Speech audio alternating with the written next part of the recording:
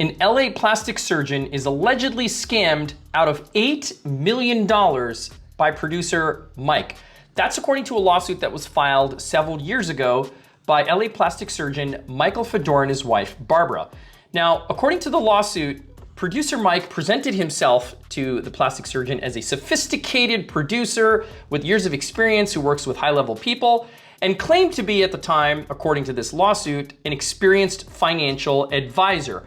He proposed a series of investments that he claimed he could yield tremendous amounts of profits with the Fedors acting as passive investors, and that this was a win-win situation that he absolutely could not lose. The first investment scheme was an investment into Russian diamonds and jewelry. You heard that right. Producer Mike convinced this plastic surgeon that he should spend $2.5 million on loose diamonds and jewelry that producer Mike says he acquired at a below street value offer after the Russian regime change.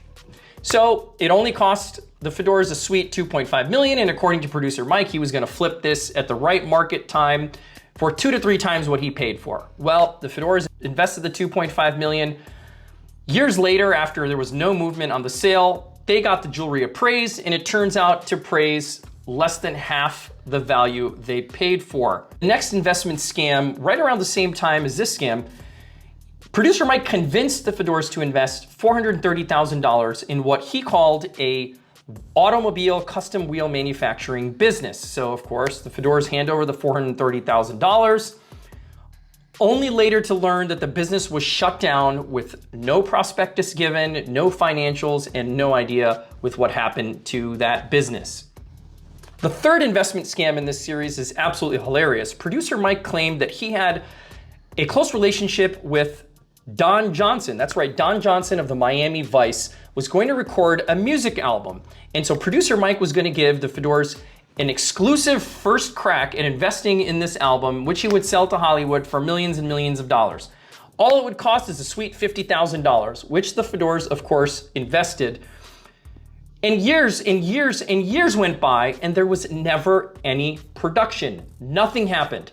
The next investment in the series of scams was in a private jet and chartering business in which the Fedors shelled out $2.5 million for the acquisition of 2 jets. And they did this along with another partner that producer Mike would bring in. And of course, the promise of millions and dollars of profits.